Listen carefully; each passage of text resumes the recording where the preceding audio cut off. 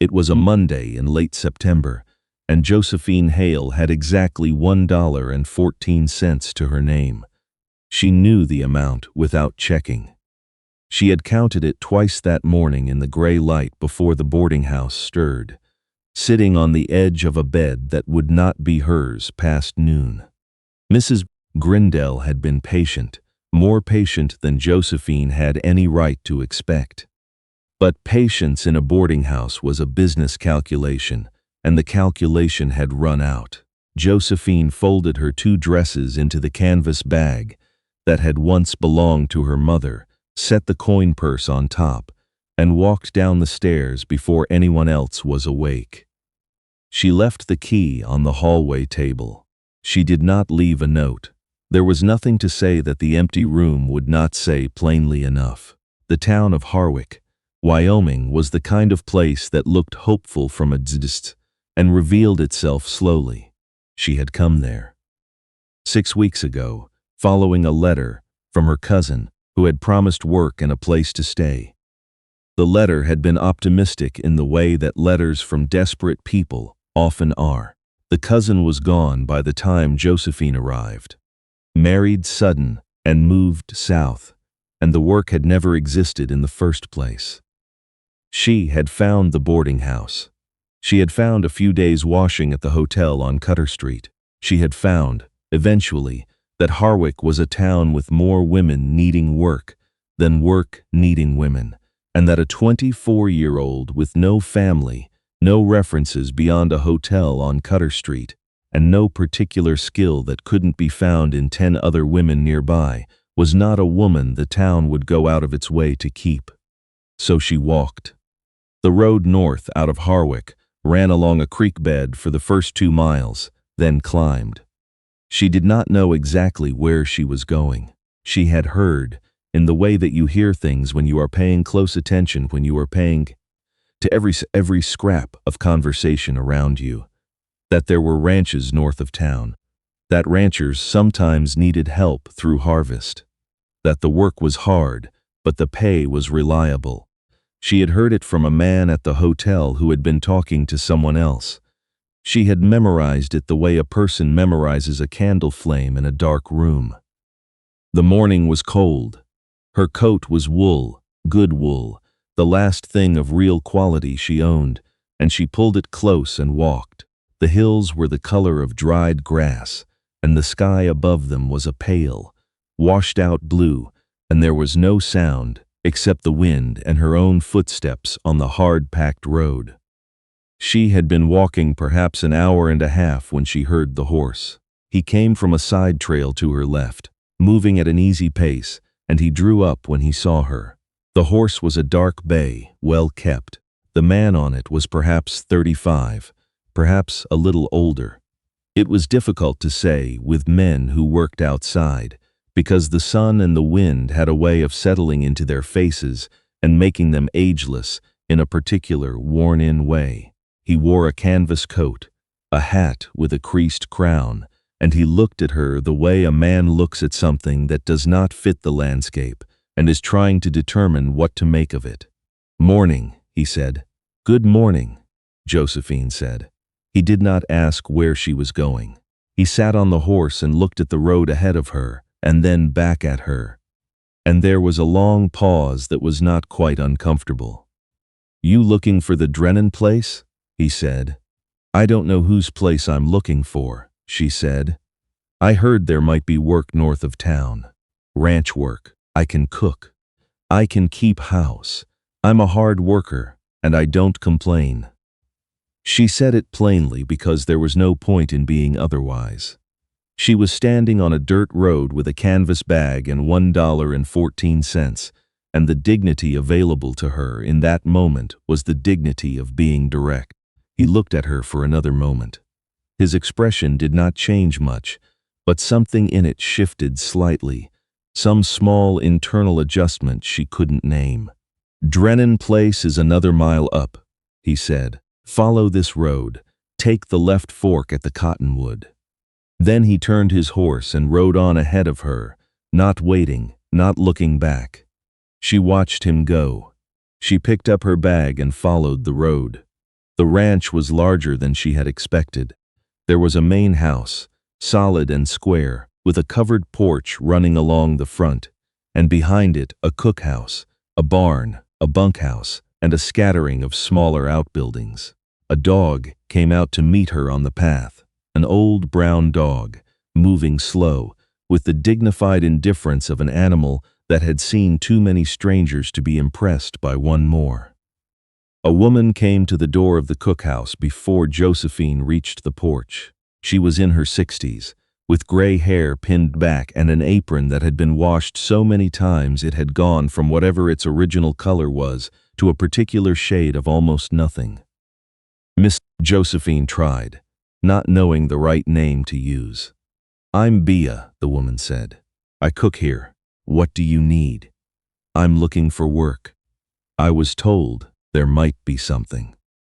Bea looked at her with the direct and unsentimental assessment of someone who had spent her life sizing people up based on immediate evidence.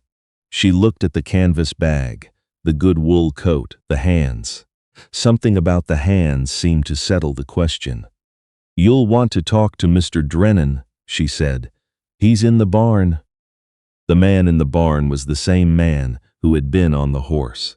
He was working with a length of harness, standing at a post near the door, and he did not look up immediately when she came in, though she knew he heard her. "Mr. Drennan," she said. He looked up then. "I'm Josephine Hale. I spoke to you on the road. I'm here about work."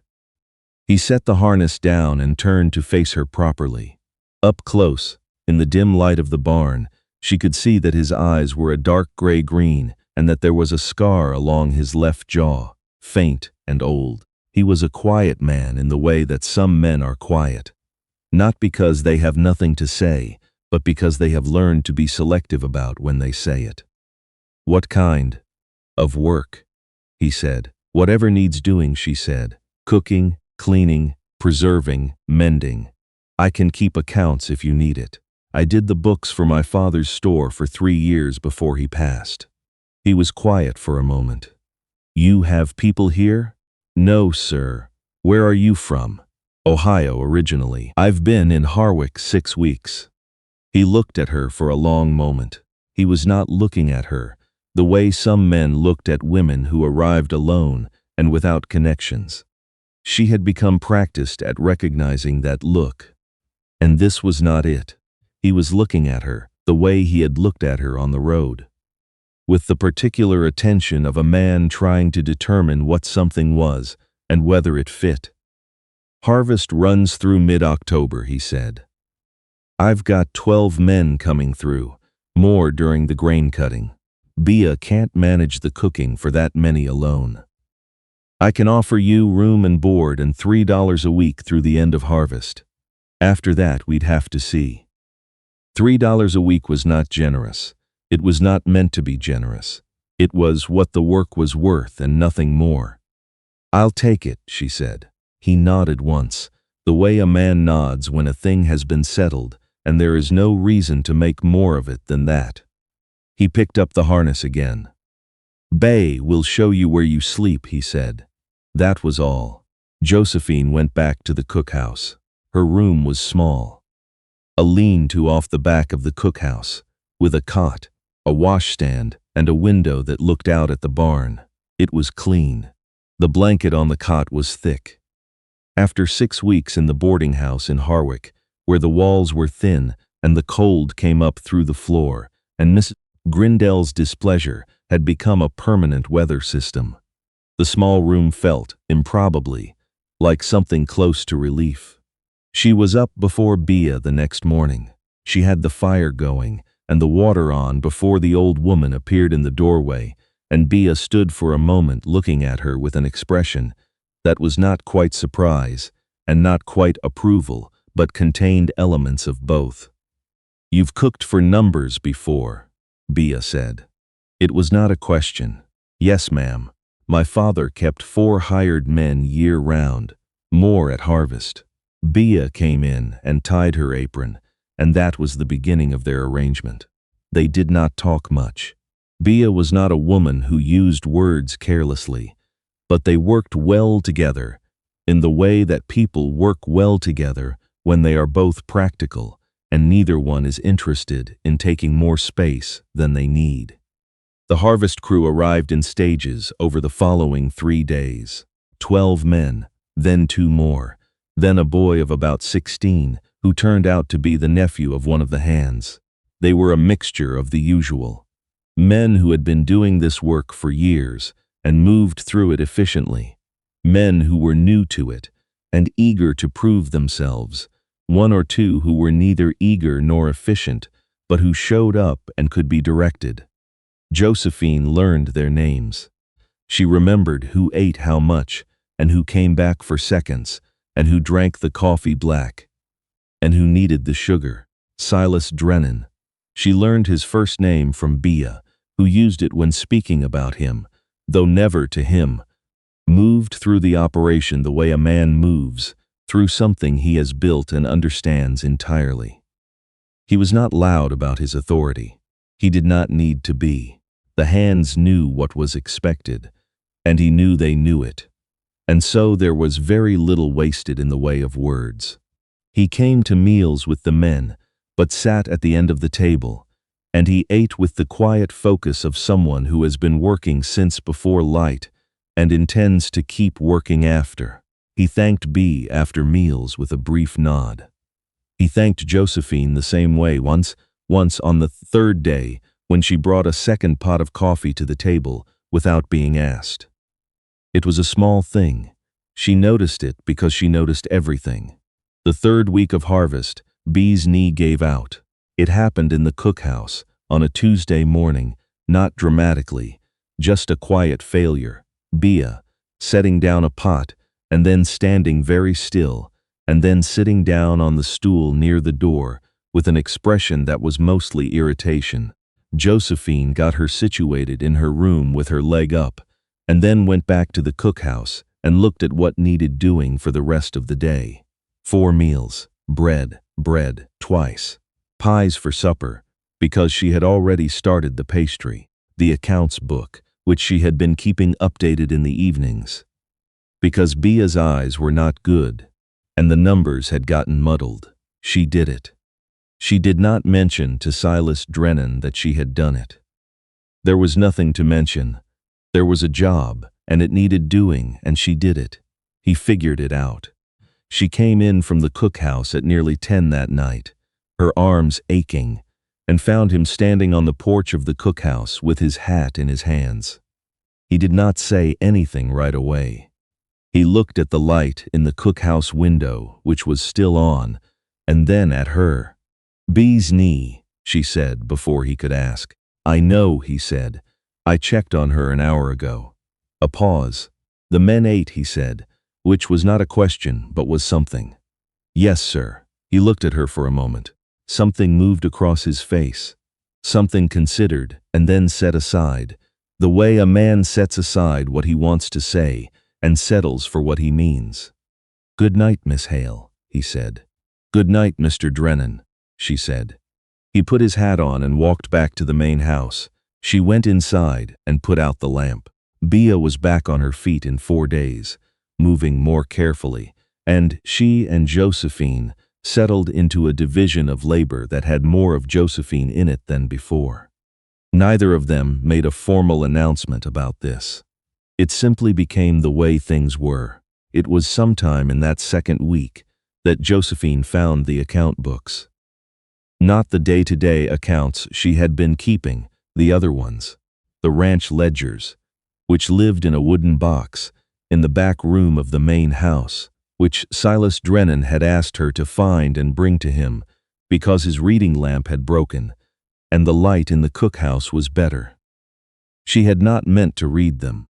She had set them on the table and opened the cover to make sure she had the right book and she had seen the numbers. She closed the book and brought it to him. He was sitting at the table in the main house with a cup of coffee that had gone cold. He looked up when she came in. "Mr. Drennan," she said. She set the ledger down. "Thank you," he said. She should have left. She knew she should have left. She had no business in whatever she had seen. "The entry for August," she said. The water rights payment. I think the figure is wrong. He looked at her. The bank's calculation, she said carefully. If the original deed on the north parcel included the spring, then the payment they've billed for the third quarter should be approximately $60 less than what's written here. He was very still. I worked the numbers twice, she said. I could be wrong. I don't know the deed. He opened the ledger. He looked at the August entry for a long time.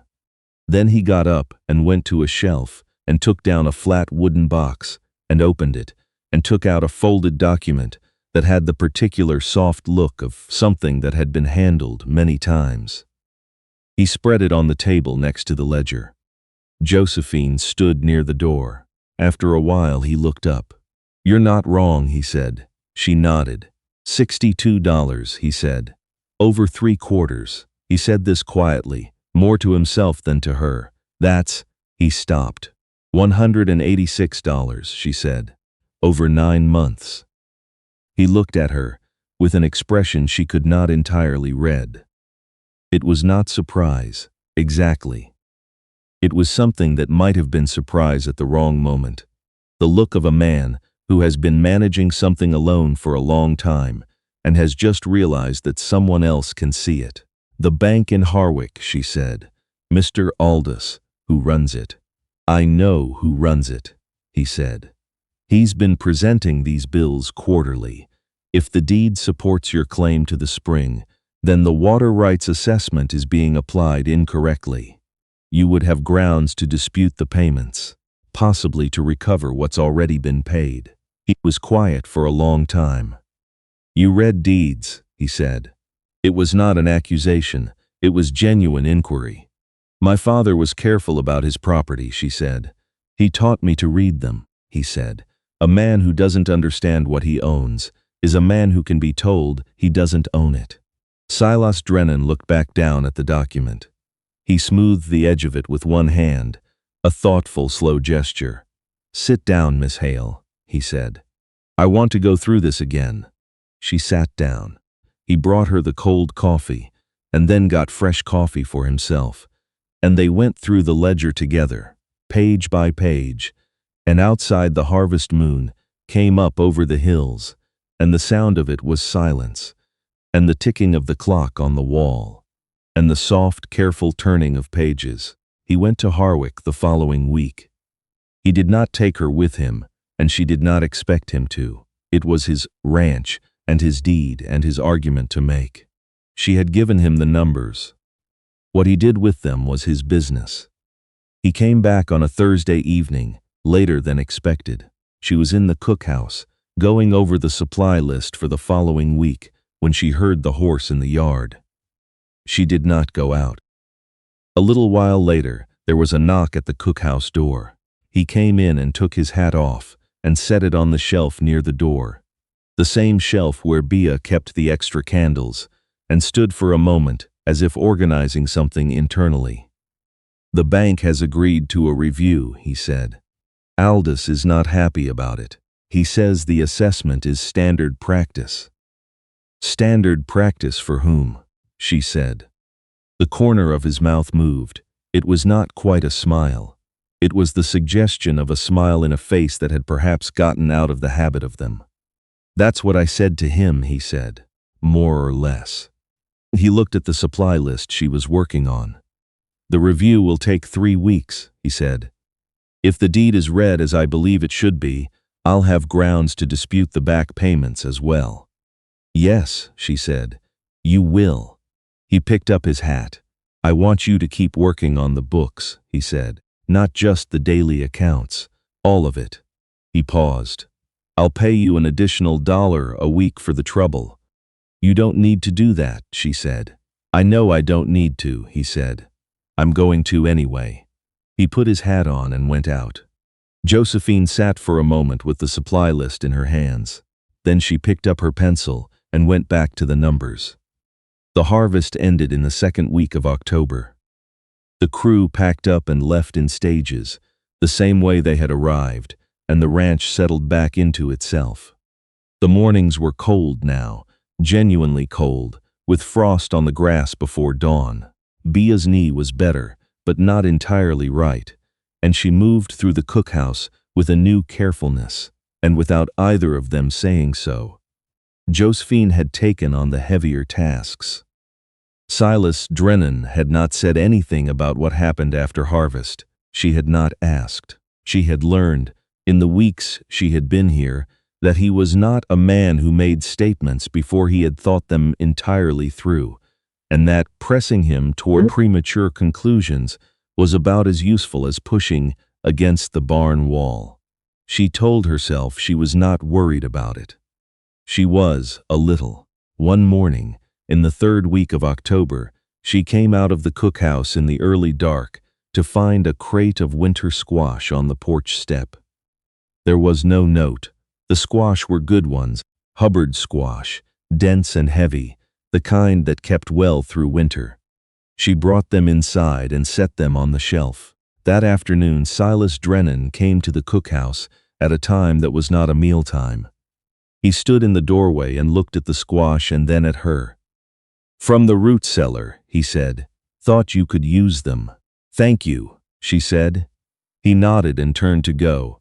"Mr. Drennan," she said. He turned back. She had decided, while kneading bread that morning, that she would not ask, that she would wait until he brought it up. She had decided this firmly and with good reason, and now she was going to ignore that decision entirely, because she was practical enough to know that sometimes directness was the only economy that made sense.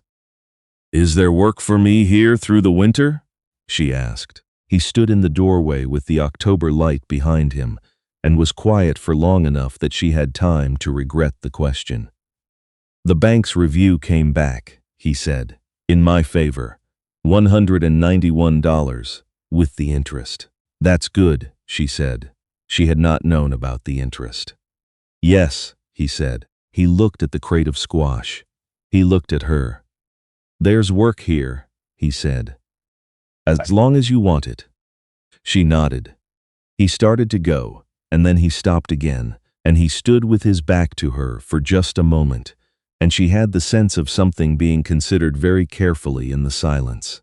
"The accounts are in better order than they've been since the ranch was built," he said. He said it to the doorframe, more than to her. "My father kept them. I never had the head for it." "You have a fine head for it," she said. "You just didn't have the time." He turned then and looked at her, and this time what was on his face was not the suggestion of a smile. It was the actual thing, brief and a little unpracticed, as if it had been a while since it had been used. "Miss Hale," he said. "Mr. Drennan," she said. He went out. She stood in the cookhouse, with the smell of bread and squash and wood smoke, and the frost light coming through the window, and she thought, well, just that, just well. It was enough for a Monday morning. The winter came in hard in November, and the ranch pulled inward against it. There were still two hands who stayed on through the cold months. Reuben Cross and an older man named Albert Finney, who had worked for the Drennan family for so long that he seemed to come with the property. They were quiet men, both of them, and they ate their meals and went about their work, and gave Josephine the particular respectful distance that working men give to women they have assessed as being serious about their own business. She was busy. The accounts took several hours a week, properly done. There was mending for the whole house. There was the root cellar to manage, the preserves to count and record, the flour and salt, and coffee, to track against what the winter would require. Bia had slowed down considerably with the cold, and more of the cookhouse fell to Josephine, which she did not mind. She found, in the weeks of that winter, that she had stopped counting her money every morning. She noticed this one day in late November, standing at the washstand, and she stood there for a moment taking stock of it. Not the counting, but the not counting. It had been a habit from the gloom. It had been a habit for so long that its absence felt like a change in the light. Silas Drennan was in the habit of working through the evenings in the main house, and he had taken to leaving the accounts books on the table for her when there was something that needed doing, with a brief notation in pencil at the top of the page. Check the feed totals against this, or August figure doesn't match the receipt. In the careful, deliberate handwriting of a man who had taught himself to write and was not casual about it. She would take the book, do the work, and leave it back on the table. They rarely discussed it directly. It was simply a system that had established itself. Sometimes, if she came to the main house in the evening and the lamp was on, he would look up from whatever he was doing and say something brief. About the fence on the north pasture, about Reuben Cross's opinion of the weather, about a letter from a supplier in Cheyenne. She would answer, or ask something, or add what she knew from the accounts. They talked the way people talk, when they have developed a shared familiarity with the same set of problems and are both accustomed to being useful rather than ornamental. She was aware that something was shifting. She thought he probably was too, and that he was being careful about it. In the same way he was careful about everything, not avoiding it, exactly, but not rushing it either, letting it find its own pace. One evening in December, she brought the accounts book back to the main house and found him standing at the window, looking out at the snow. He did not hear her come in. She stood for a moment, not wanting to startle him, and she looked at him looking at the snow, at the particular still quality of him, the way he stood like a man who was used to being alone in a room and had made his peace with it a long time ago, and she felt something that she had not felt. In so long she had almost forgotten the shape of it. Not pity, not exactly tenderness, something in between, and something more than both. She set the book on the table. He turned. "All correct," she said. "The Cheyenne order matches the invoice." "Good," he said. He looked at her. She looked back. The lamp was low, and the window was frosted, and outside the snow was coming down soft and steady. And neither of them said anything for what was probably 30 seconds and felt like considerably longer. "Josephine," he said. He said her first name as if he had been holding it carefully and had finally decided it was time. "Yes," she said. And then, because it seemed like the honest thing, "I know." He looked at her for another moment, and then he looked at the snow, and then he looked back at her, and the expression on his face was one she thought she would be able to remember clearly for a long time, that particular combination of certainty and something close to wonder that belongs to a man who has arrived at a conclusion he hadn't fully anticipated. "It's late," he said. "You should get out of the cold." "I should," she said. She picked up her coat from the chair where she had set it, and she went out into the snow, and she walked back to the cookhouse, and she could feel him watching her from the window. She did not turn around. She did not need to. He asked her to marry him in February in the cookhouse on a Tuesday morning before Bea was up. He came in while she had the fire going, said good morning the way he always did, accepted the coffee she handed him, and then stood at the table for a moment with the cup in his hands and said, without particular preamble, "I'd like to ask you something." "All right," she said. "I'd like you to stay," he said. "Not as it is now, as my wife." He paused. "If that's something you'd consider." Josephine set down the bowl she was holding. She had thought about this. She had thought about it more than she had thought about almost anything in the past few months.